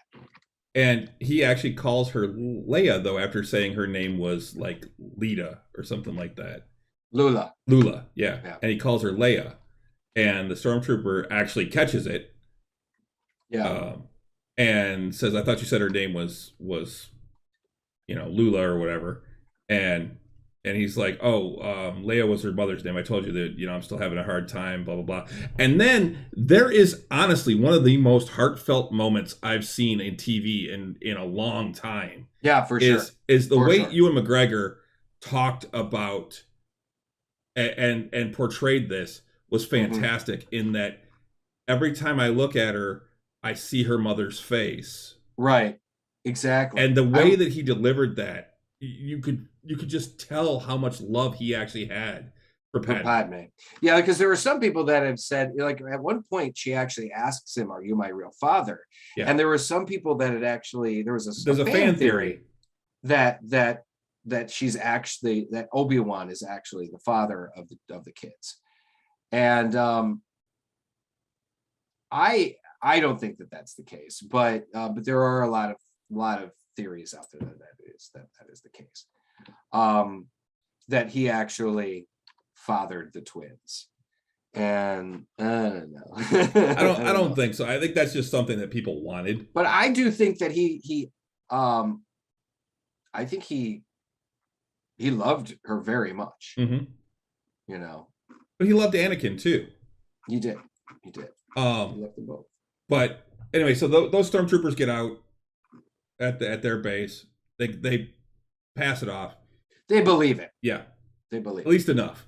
Mm-hmm. Then they get to a standard checkpoint where there's basically a laser barricade across the road. Yeah. And they come around the back, and this is one of the things that kills me. I'm like, because there's like, we're looking for Jedi, and the guy gets out and basically says, "Hey, there's some suspicious people in the back. You probably want to check them out." Maybe you should check them out. Yeah. So basically selling them out, and they come around the back, and as they start coming around the back, Obi-Wan flips his hood up. I'm like, oh yeah, look more like a Jedi, dumbass. Yeah, great idea. Yeah. Yeah, I saw that too. I was like, oh man, what the hell is the matter with you? But he comes yeah. out one of the probe droids that the brothers and sisters have sent out, the Inquisitors have sent out. Yeah. Shows up, and they're like, lift your head. And it scans him, and then he shoots it. But it had already scanned him and recognized who he was.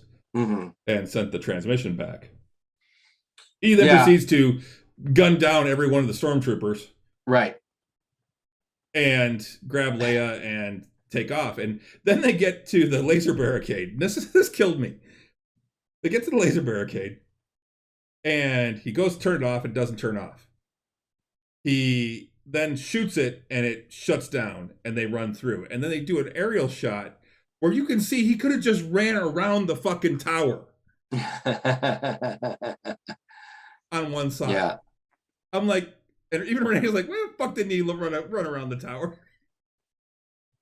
You do things in the heat of the moment. I guess. I don't know, man.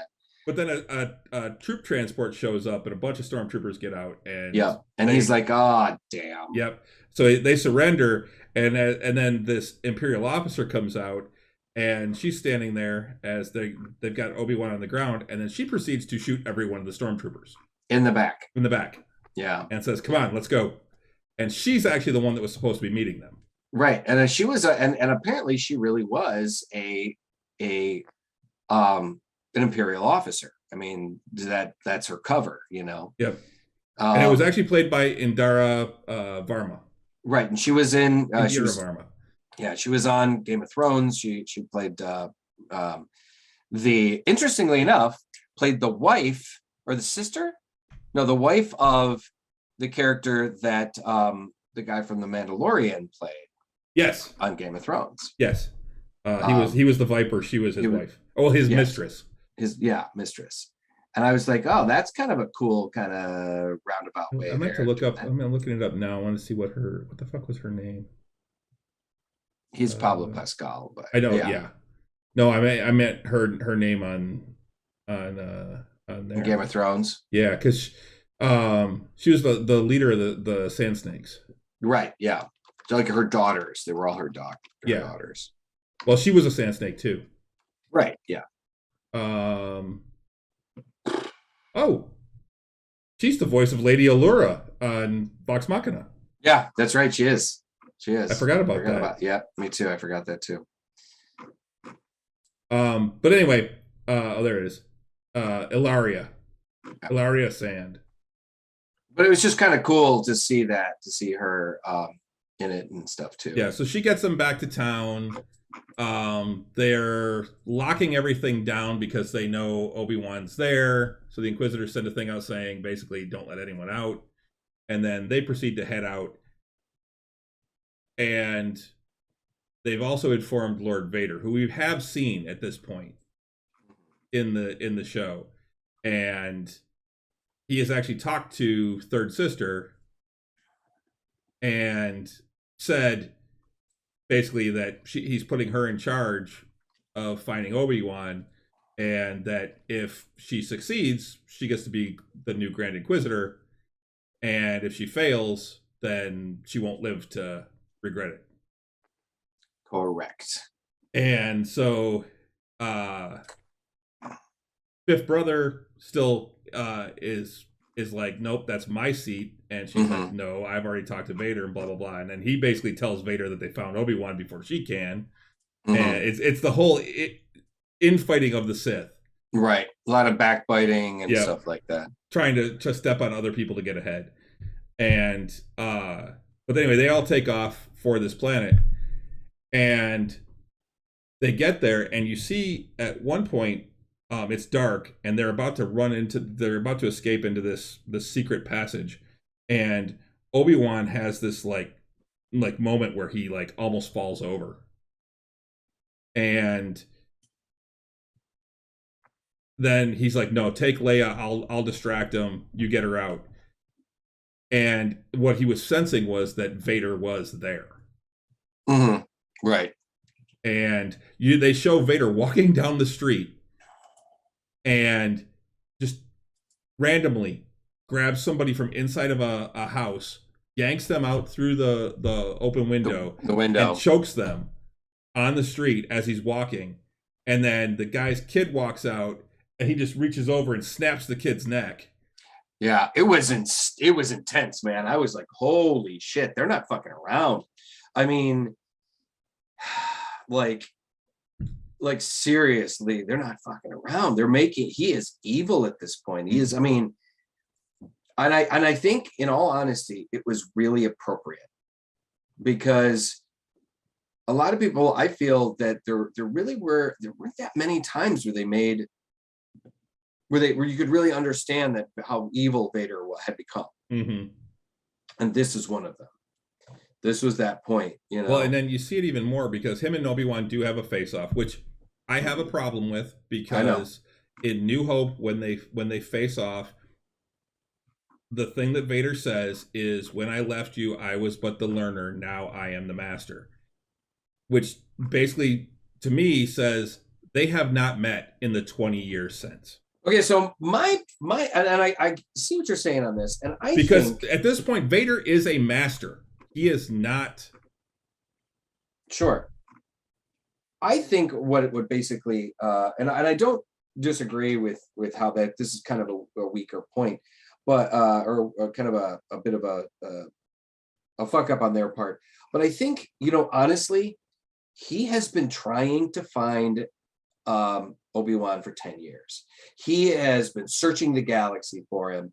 He's actually not even sure if he's still alive, because Obi-Wan has been hiding so well over the years. He hasn't been using the Force. He hasn't been sending out any, you know, he's been keeping quiet. It doesn't seem like Obi-Wan was doing the things that they expected him to do, which, like, you know, doing little, you know, being a little bit of a superhero here and there, just not doing it. He's been keeping quiet. And I think Vader was so incensed. And this is why he was just walking through the town being reckless at this point, snapping necks and just, you know, scaring the shit out of people, trying to get Obi-Wan to come out. I think he was just so incensed that when he finally sees him, that he doesn't even think about that kind of stuff. He's just like, I've got you. I found you, and I'm going to make you hurt. And so he doesn't think about the fact that, like, that comment he makes later on when they first see each other again, like, you know, when last we met, I was but a student. You know, I think he's just so incensed that he's just like, he just wants it. He wants to take him out. So when he does see him in New Hope, he's an older Jedi. He's an older Vader. He's had time to stew and to mellow out and to realize, you know, he's going to have another chance. He's going to finally, he found him again. And now he's not going to fuck up.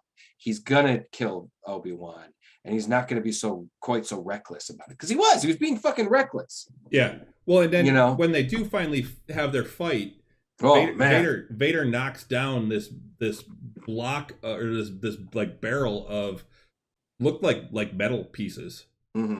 and then he touches his lightsaber to it and it just flares up, and he's got like fuel or some kind of whatever they mined. It was like magnesium or something like that, I think is what it kind of reminded me of. But yeah, he grabs Obi-Wan with the Force, throws his lightsaber away from him, holds him up in the air, and then basically says, "Now you're going to suffer," and throws him drags him into the fire slowly, and lets him sit in there. Yeah, it was just catching. When he finally got pulled away. Well, Vader threw him out. He's like, "That's only the beginning of your suffering." Mm-hmm. Yeah. He stopped him. He got him out, and he kind of forcefully used the Force to put the flames down. Dumped down the flames, and then he's like, "Get him!" You know, yeah. He tells the troops to get him, and then that's when the loader droid, like the what's her name, like reignites the stuff. She sets it on fire and it makes everyone. And then the loader that loader droid that we were introduced to earlier goes and picks him up and takes him away, and you just see Vader staring and just like, oh God, I'm gonna get him. Now I do love the fact that it is James Earl Jones. I was who is doing concerned the that they were voice. going to have Hayden Christensen do the voice, and I was going to be upset with that because we need to have the James Earl Jones voice. As long as we have that man, we need him as Vader. Mm-hmm. Oh yeah, absolutely. And it's gonna, James Earl Jones getting up there in age. So I mean, Yeah, this I might looked him be up. He's 91. right. It might be one of the last things he does. And guys, you should be proud. He is a raised Michigander. He was born in Mississippi, but him and his family moved to Jackson and when he was 5, and he lived in Michigan for quite a long time. So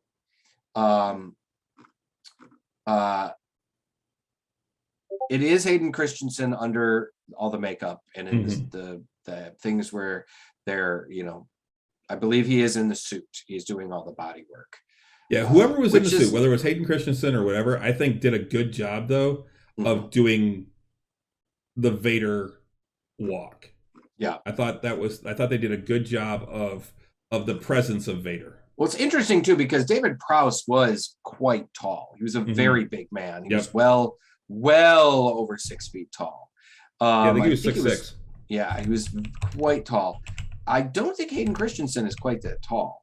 Yeah, I don't think he's a short guy, but David Prowse was 6'6".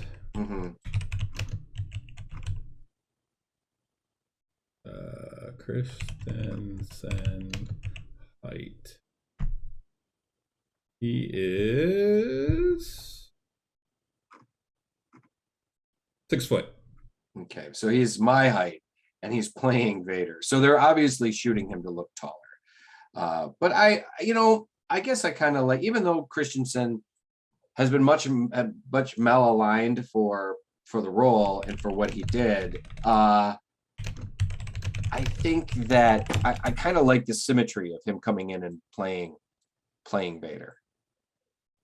I like the fact that they brought him to do the body and whatnot. And to put him in the makeup and everything. I really did dig that scene where they're obviously he's in a bacta tank, obviously, and they're kind of assembling him. That was a pretty cool scene. Yep. So, but yeah, so it ends with him getting away, but with Third Sister catching Leia. Right. She was able to go get around and go to where the tunnel. Well, she found the tunnel and yeah, somehow headed off Leia. Yep. So we'll see where it goes. We got 3 episodes left. We're halfway through. But we should wrap things up because we're at an hour and 54 minutes. So. Right. Guys, thanks for joining us tonight. Sorry about the late start. We had some technical difficulties, but it wouldn't be a Nerds with Alcohol show without some technical difficulties, right? Yep. We have our D&D game this Friday night. I will not be on it because I have a gig. So please swing by, check us out, watch the show, download us on VOD or not VOD. Download us on our various different platforms or whatnot later if you want. Check us out on YouTube later on when Chris gets it up there. But however you watch us, continue to watch. Should be great, guys. We are available in all the places you find quality podcasting. We are on the Google Play Store, on iTunes, Spotify, Stitcher, iHeartRadio, Odyssey, Reddit.com, all of the fucking things. Check us out, and we really appreciate it. Yeah, CD, over the last year or so, we have gotten quite a bit longer in our shows. And yes, you are part of it because we respond to things in chat. So, and it distracts us. So that is you and everybody else in chat. Yes, Bob, Friday will be amazing. But yeah, so remember try to yet again to watch Friday and put all sorts of shade on Russ, who will not be there. Thanks, CD. and Bob, more than we do.